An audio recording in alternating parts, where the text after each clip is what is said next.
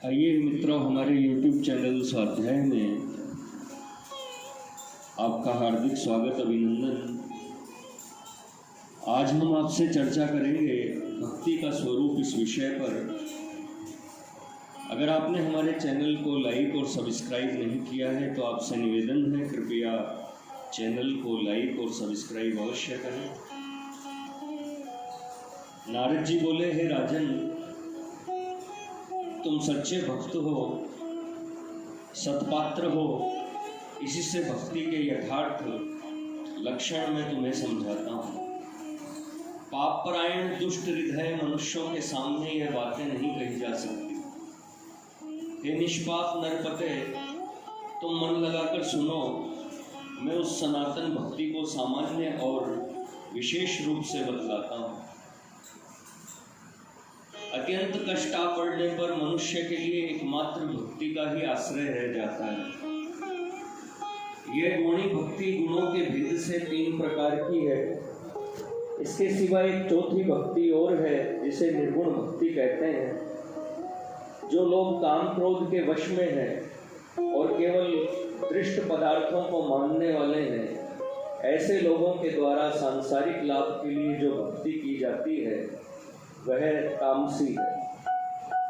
यश कीर्ति या परलोक के लिए श्रद्धा पूर्वक जो भक्ति की जाती है वह राजसी है।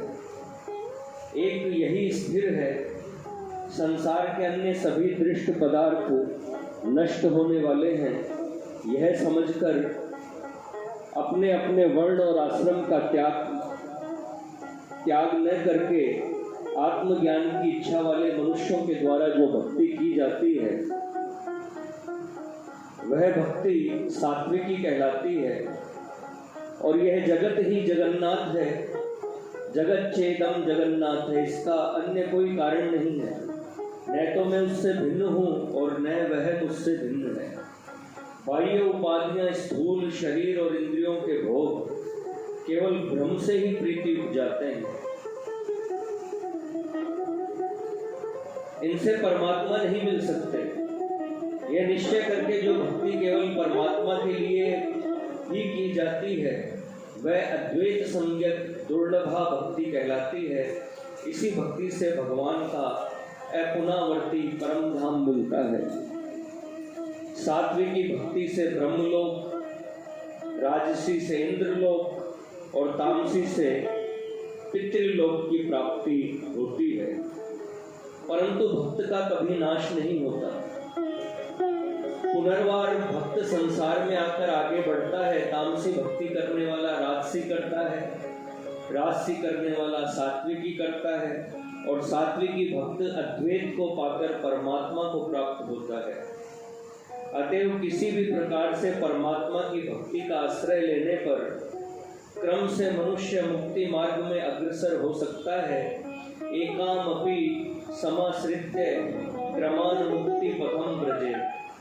भक्तिहीन मनुष्य के श्रुति स्मृति प्रतिपादित कर्म, प्रायश्चित्तादि तीर्थ यात्रा, कृच्छादि व्रत, तप, सत्कुल में जन्म और शिल्प विद्या आदि सभी केवल लौकिक भूषण हैं और असती स्त्री के व्याभिचार के समान है। इन सब विषयों से उसे केवल शारीरिक कष्ट ही मिलता है।